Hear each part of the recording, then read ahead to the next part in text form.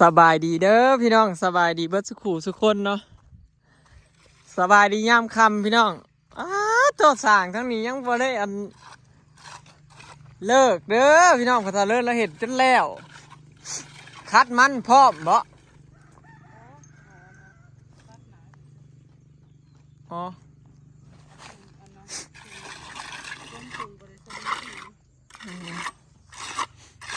ขอแต่น้ำอย่าอ่างกลางเด้อสร้าง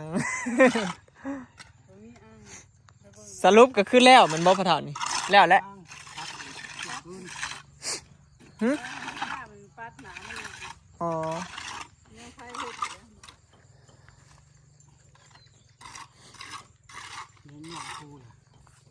ข้าแม่นมึงเศร้านี่ก็สิบ่เบิดปูนน่ะพอดีอยู่หรือบ่พอ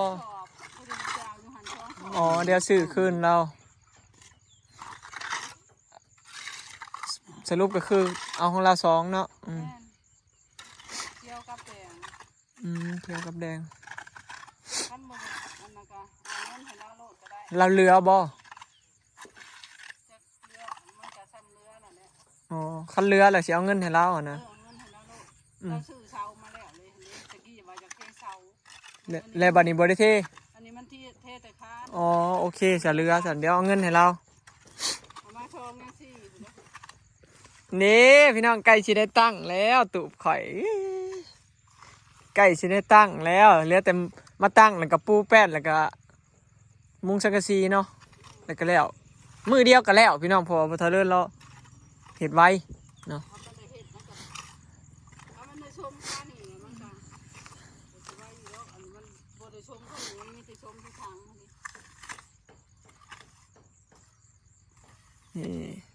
นี่คือบ่อนตั้งตูบเนาะ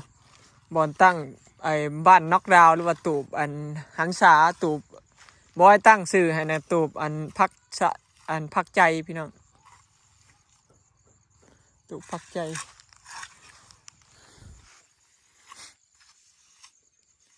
ใกล้สิได้นั่งเลยเฮ้ยเล่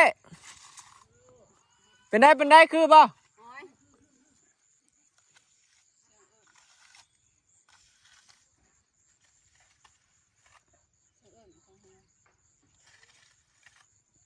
ไผเอิญไผได้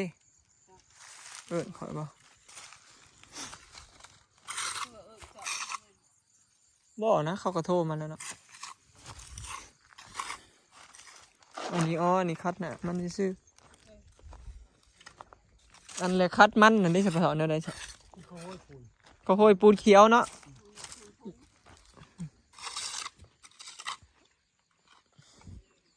มันเปียกมันลื่นต้มมัน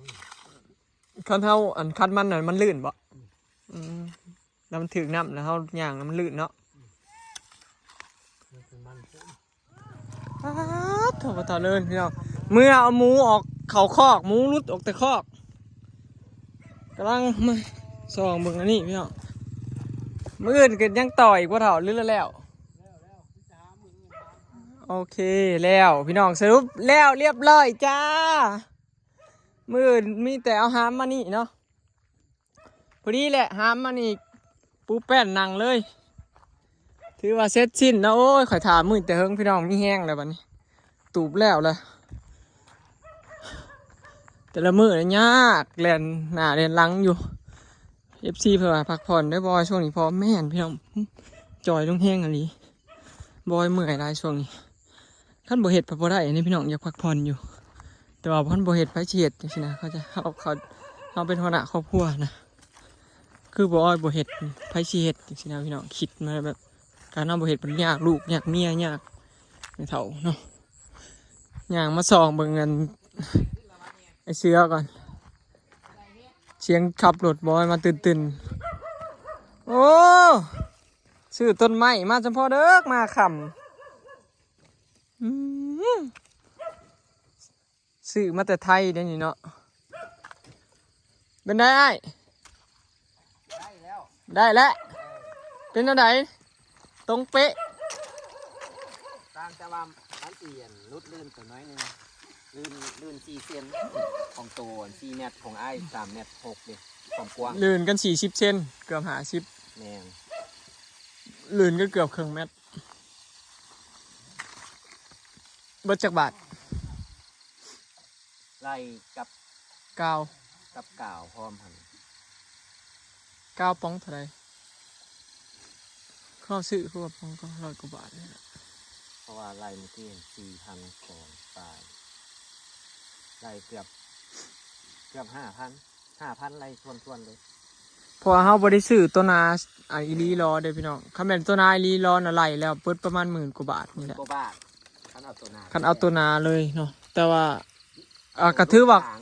รุ่นประมาณธรรมดารุ่นบ่ว่าบางบ่ว่าหนา รุ่น ธรรมดารุ่นกลาง แม่ อืม ระดับกลาง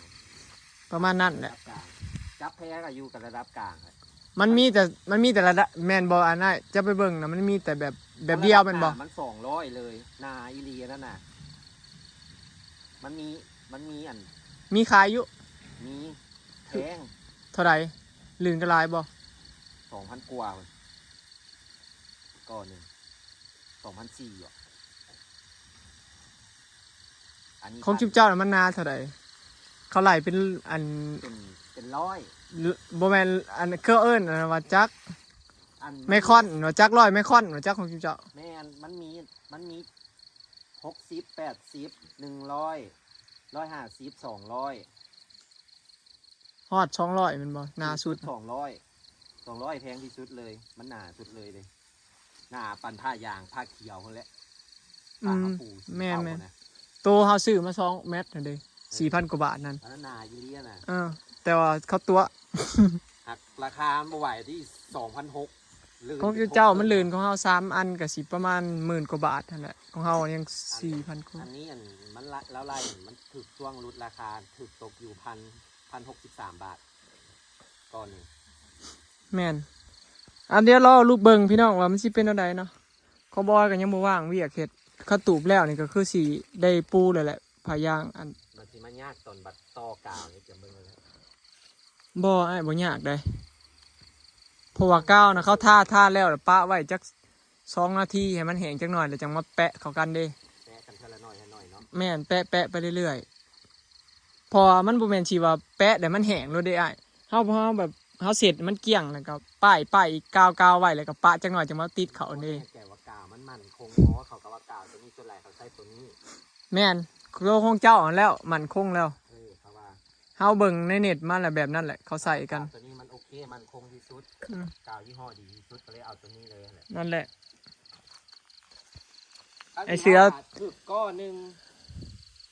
1,200ฮะละ ไอเสือส่งมาให้เบิ่งพี่น้องว่ากาวเขาใส่แบบนี้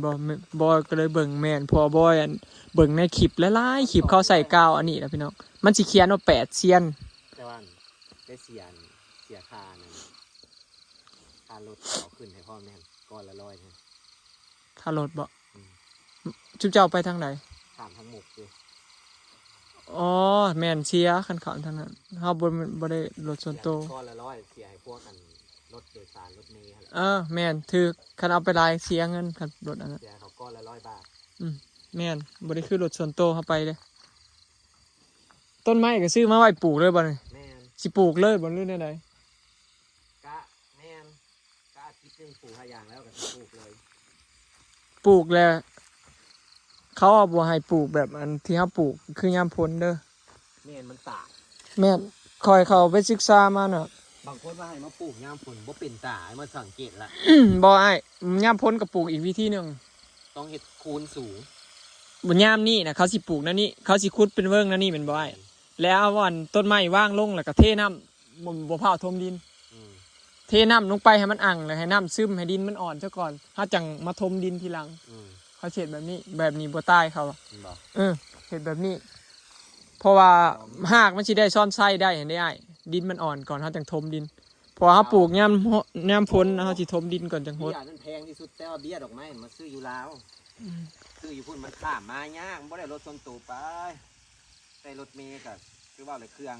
อง ลาย ตรงนางเบี้ยนั่นเอียงเกาะมากอันนั้นมะขางคนไทยเขาห้องมาเองก็ หมักพังหมาก พุทธาว่ะ หมักพังนะบอเขาเอิ้นหมากอินชีบ่อยังไงหมากอินชี พุทธาบ่แม่นครับ บ่ได้หมากอินชีบ่คือว่าหมักพังนะพี่น้องแม่นบ่เอิ้นหมากอินชีคือว่า อิหยังนี่แหละคุดๆนั่นนี่แหละแต่บ่แม่นบักพุทรามันหมักชิดา เนี่ยมะปาง อืม มะพร้าวมะปางเบียร์1-2แสน ยามนี่เจ้าว่ายามนี่กับยามนั้นได้ถือกว่ากัน ลดได้1,800,000มันก็แล้วแต่หมักไม้ที่มันปลูกเนี่ยคือพวกหมักม่วงหมักเนี่ยมันก็ง่ายมันกับเบี้ยถือ แม่นความเจ้า หมักม่วงหมักลำไยเบี้ยมันถือหมากนั่นทำเบี้ยหมากอึดๆหมากง่ายๆมันกับแพงปลูก จะซื้อมาจากเกาะไอ้ 4 ก็ สีเกาะบ่ ความยาวหัน36 เมตรความกว้าง สามกันกับของเฮา ความกว้างหัน3 เมตร 3.60 เมตร3 เมตร 60 เซนบ่ถึง4 เมตร เดี๋ยวรอติดตามเบิ่งพี่น้องเนาะว่ามันสิเป็นแนวใดเนาะที่เฮาซื้อผ้ายางมาเพราะว่าเฮาบ่ได้เอาหนาสุดเด้อพี่น้องมันบ่มีขายตัวหนาสุดน่ะบ่ให้หาเบิ่งแล้วมันหายากแล้วก็มันบ่มีตัวที่กว้างกว่า4 เมตรนะ คันเอาตัวหนานะเกือบเหยียบ20,000 สีเกาะนะ เออ โอ้ยสีเกาะกับเกือบ 20,000คือจะเว้าหั่นแหละของเฮา เกือบ20,000 น่ะได้20เมตรยังอัน 4,000 กว่าบาท ก็เลยว่าเอาตัวธรรมดาซะเอากับเทอันนี้เลยล่ะ